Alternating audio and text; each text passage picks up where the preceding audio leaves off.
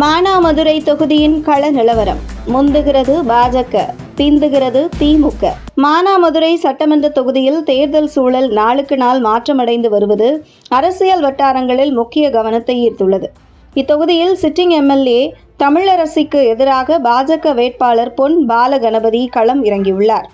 கடந்த சில ஆண்டுகளில் மானாமதுரை தொகுதியில் அடிப்படை வசதிகள், குடிநீர் பிரச்சினை, சாலை மேம்பாடு, வேலைவாய்ப்பு குறைவு போன்ற பல்வேறு மக்கள் தேவைகள் முழுமையாக தீர்க்கப்படவில்லை என்கின்ற குற்றச்சாட்டுகள் தொடர்ந்து எழுந்து வந்தன. இந்த சூழ்நிலையில் மாற்றத்தை கோரும் மனநிலை வாக்காளர்களிடம் உருவாகி வருவதை பார்க்க முடிகிறது. இந்த நிலையில் மக்கள் மத்தியில் நேரடியாக சென்று சந்தித்து பிரச்சனைகளை கேட்டறிந்து தீர்வு அளிப்போம் என்ற வாக்குறுதியுடன் பொன் பாலகணபதி தீவிரமான தரை பிரச்சாரத்தில் ஈடுபட்டு வருகிறார். குறிப்பாக இளைஞர்கள், பெண்கள் மற்றும் நடுத்தர வர்க்க மக்களிடம் இவருக்கு ஆதரவு அதிகரித்து வருவதாக கூறப்படுகிறது.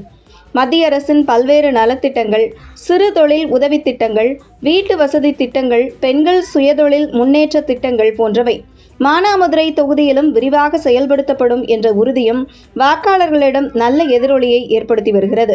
மற்றொரு பக்கம் திமுக வேட்பாளர் தமிழரசிக்கு எதிராக உள்ளூர் மட்டத்தில் சில அதிருப்தி குரல்கள் எழுந்து வருவதாகவும் தகவல்கள் வெளியாகியுள்ளது. மேலும் சட்டமன்ற உறுப்பினராக, அதுவும் ஆளும் கட்சியில் இருந்து கொண்டு ஆக்கப்பூர்வமாக தொகுதிக்கு எதுவும் தமிழரசு செய்யவில்லை என்கிற குற்றச்சாட்டு பரவலாக மானாமதுரை தொகுதியில் உள்ளதை பார்க்க முடிகிறது. அதே நேரத்தில் மானாமதுரை தொகுதியில் சமூக அடிப்படையிலான வாக்கு சமன்பாடுகள், கூட்டணி ஆதரவு நிலை, உள்ளூர் தலைவர்களின் செயல்பாடு ஆகியவை இந்த தேர்தல் முடிவில் முக்கிய பங்கு வகிக்கக்கூடும் எனவும் கூறப்படுகிறது. குறிப்பாக கிராமப்புற பகுதிகளில் நடைபெற்று வரும் நேரடி சந்திப்பு பிரச்சாரங்கள் தேர்தல் சூழலை மாற்றக்கூடியதாக பார்க்கப்படுகின்றன.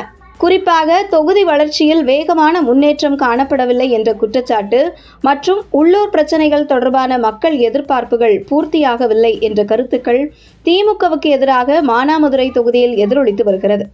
மொத்தத்தில் பார்க்கும்போது 2026 சட்டமன்ற தேர்தலை முன்னிட்டு மானாமதுரை தொகுதியில் பாஜக வேட்பாளர் பொன் பாலகணபதிக்கு ஆதரவான சூழல் உருவாகி வருவதோடு திமுக வேட்பாளர் தமிழரசிக்கு எதிரான மனநிலையும் சில பகுதிகளில் அதிகரித்து வருவது தேர்தல் களத்தை மேலும் சுவாரஸ்யமாக மாற்றியுள்ளது என்பது குறிப்பிடத்தக்கது.